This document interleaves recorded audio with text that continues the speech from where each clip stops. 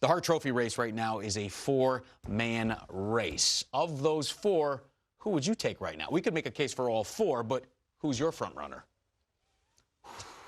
Boy, oh boy. Let it out, Wings. Yeah, I got to exhale Need a minute? slowly. No, I would say this. Because they've all done significant things to impact their clubs. Yeah.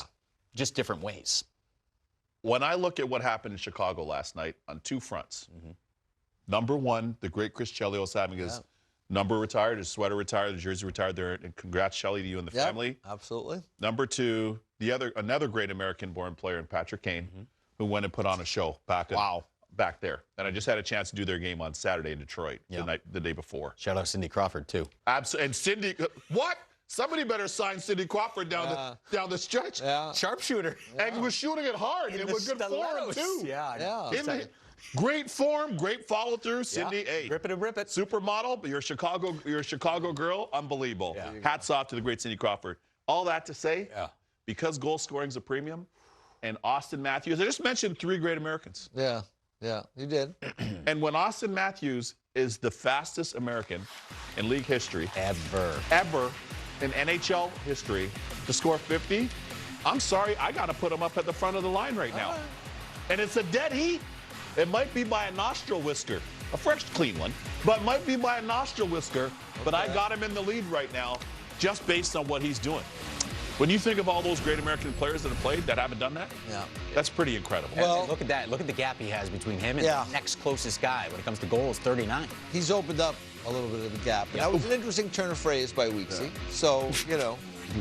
You're looking for your boy, Dan Rosen? What are you looking for, Reed? We'll leave it at that. We'll leave it at that. You're looking for your boy? I would say this, though. Based on those odds that you gave me, though, Jamie, J-Mo, plus 300 for Kucherov, who's currently in front, and has opened up a little cushion because you knew we were sitting here night after night. It was McKinnon scoring 2, depended on Kucherov which scoring team was 3, playing that evening. back and forth it went. But Kucherov has now opened up a little gap. And, you know, if the Tampa Bay Lightning make the playoffs this year, I mean, all these guys, they're going to help their teams make the playoffs. But if the Tampa Bay Lightning make the playoffs this year, with the injuries they've had, with the other challenges they've had, with the cap issues they've had, I think that's got to be something for Nikita Kucherov, something special. It's something special. Hey, he's accounted for 50%. He's in on 50% of their goals. Yeah. So I got to give him credit for that. There's no question. You got something cooking here, huh? Yeah. What's brewing? All right. Our director, Thunder Dad's not going to like it, but there's no sponsorship.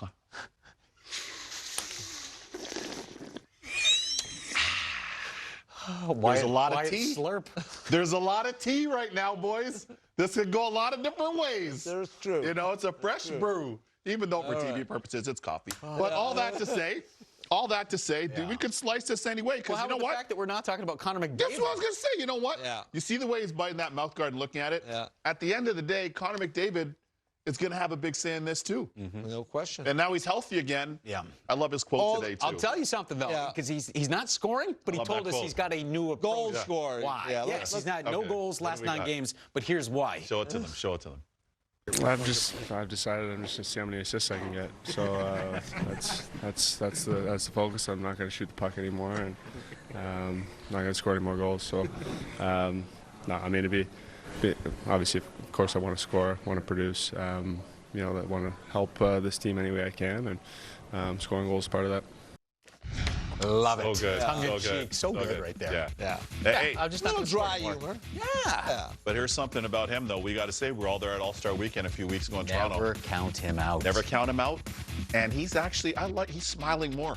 He's more engaging. He seems like he's more comfortable in where he is as a young man and the role that he plays for our sport, too. Yeah, and I like that. And I would say for all these guys up there, but for Connor in particular, because he hasn't won yet, and the same for Austin, right? I think, you know, the individual accolades are great. They've had, believe me, they've had plenty of them. Yeah. Connor McDavid and Austin Matthews have had plenty of them.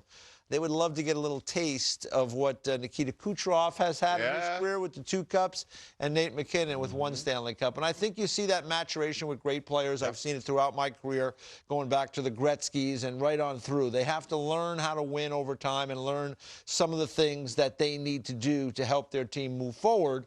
And I think Connor McDavid, we've seen more and more of that.